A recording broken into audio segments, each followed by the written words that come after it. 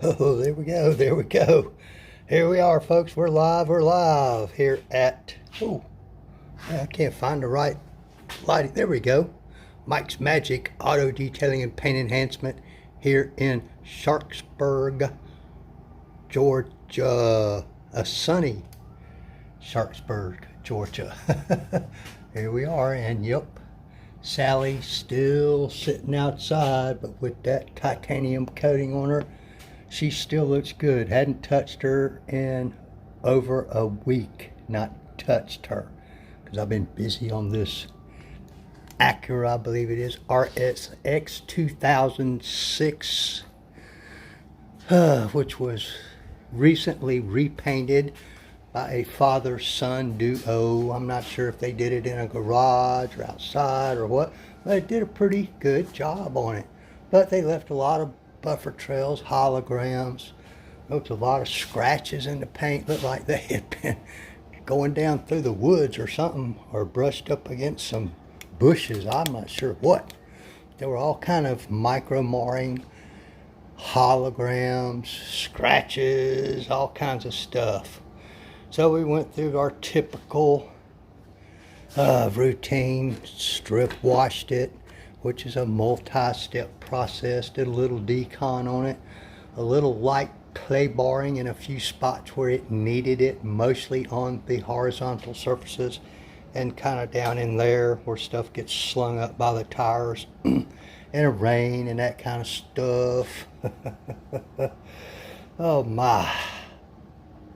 Then lots and lots and lots, folks, of damp sanding, particularly on the hood.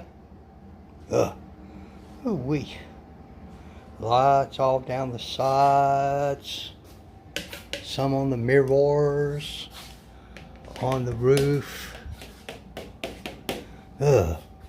Down through here there were some really deep scratches, if y'all remember some of my photographs in this area here. And on the rear end, oops, I gotta put the license plate on before my client gets here.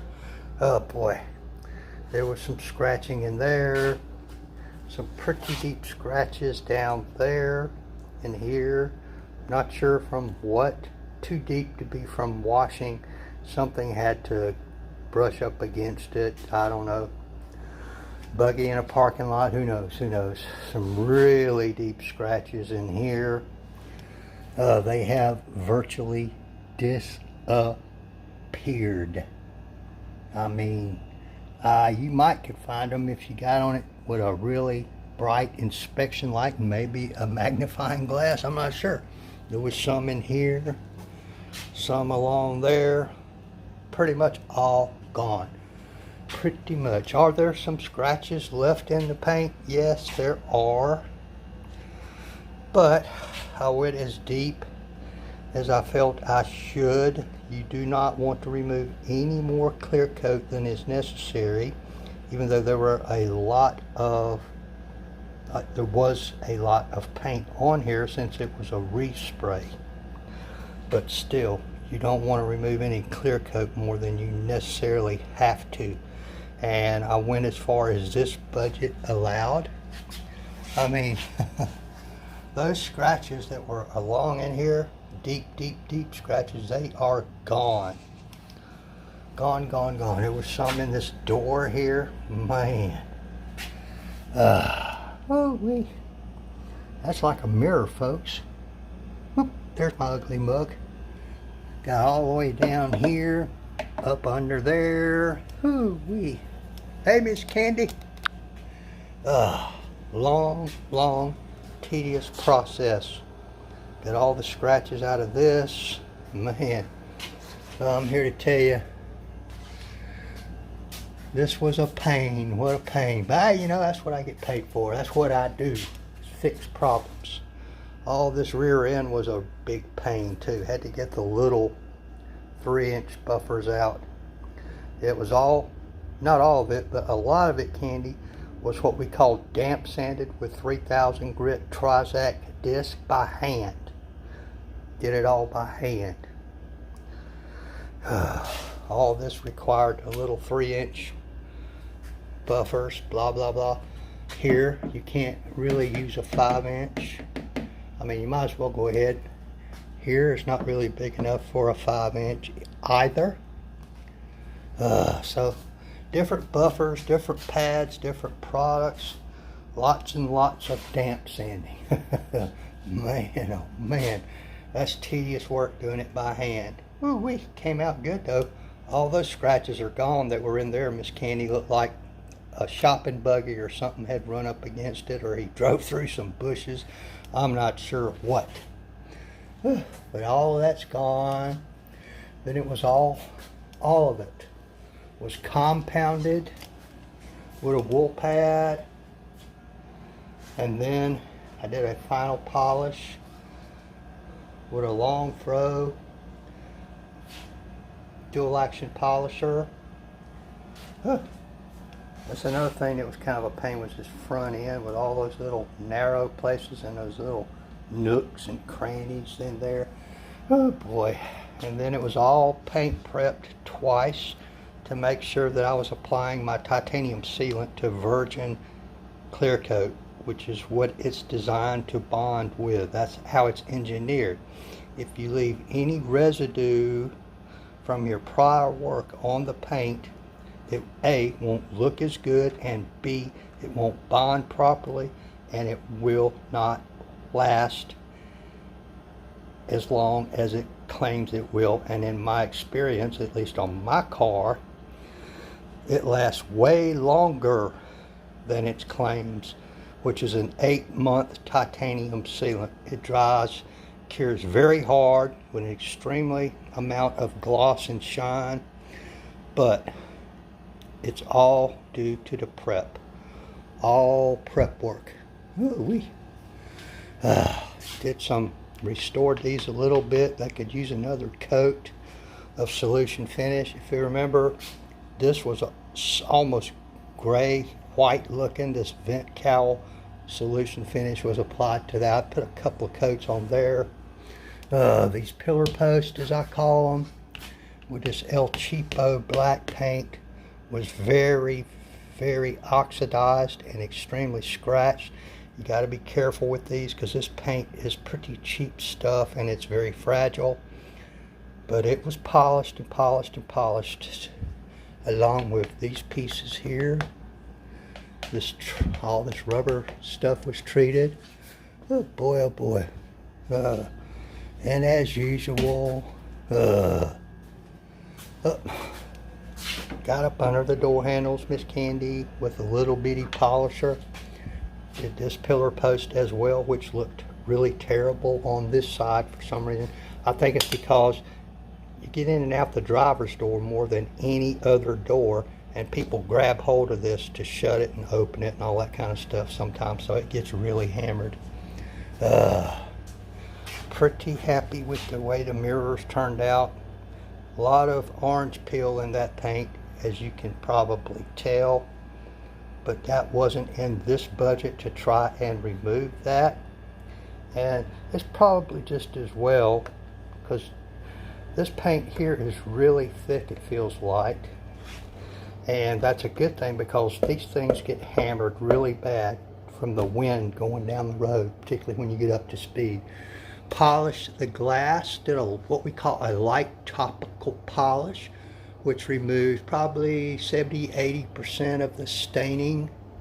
It could be improved more, but like I said, that's another budget, another day. The glass was also sealed. Oh my goodness. But there you go, folks.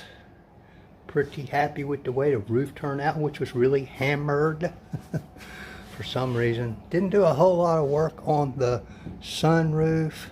That would all have to be done by hand and gently, because sometimes they'll just shatter for no reason whatsoever. If you read the articles, a lot of engineering BS about why, but my advice is, if you're going to polish this, do not use a buffer, ever. Very, very risky. Risky working on this glass anyway. They've been known to shatter just because just because it's Monday. Yeah, it is Monday, isn't it? But yep, it's all done. I got to put the license plate back on, Miss Candy. Yeah, I always take that off. Always take, hey, Miss Lori. I always take the license plate off. Yeah, it gets dirty under there too, you know. You can't clean up under there if you don't take the license plate off. So I got to put that back on here in a minute as soon as I sign off. But I appreciate everybody that took time out of their busy day to drop by for a minute or two. If you have any questions, you know, hey, shoot them to me. I'll be happy to answer any questions that I can. There are no secrets. There are really no tricks. There are some tricks of the trade, but they're not secrets as far as I'm concerned. But you are not going to take paint that was at the level that it was at and bring it to this level without a lot of hours of hard work, patience, and diligence, and doing it the right way. If there is a secret, the biggest secret I can think of is always work clean. I probably used 5 or 6 different wash mitts when I was washing this. Once I would do a panel, I'd throw that wash mitt in the bucket and grab a clean one. Forget the 2-bucket method. And on to when I was compounding, I'd use a pad or an area about this big. In the bucket it goes, and I'd grab a clean pad to do this area with. That was compounding and polishing to make sure that I'm always putting a clean pad on an unpolished area, because those pads get gunked up rather quickly with product and clear coat and other stuff it's pulling off. And if you just go straight to the next section, you're trying to get the same results with a dirty pad that you got over here with a clean pad. Just doesn't make sense. You can do like I do, buy multiple pads, and as you finish a section, toss it in the bucket, grab a clean one, or you can clean them on the fly, as they say. Not as good, but it's an okay way to do it. Plenty of Google videos, YouTube videos on how to do that. But working clean, folks, is the only way you're going to get these type of results. A lot of patience and a lot of diligence. Now, can you get relatively close to this? Maybe. But you're not going to get these kind of results from everyday detailing. Just not going to happen. All right, folks, I thank you. Please do me a favor and like, tag, share, follow, subscribe, all that stuff. I had a good time with this car, but he'll be picking it up, and I've got a couple projects waiting, so we'll see which one shows up first, guys. Thank y'all so much.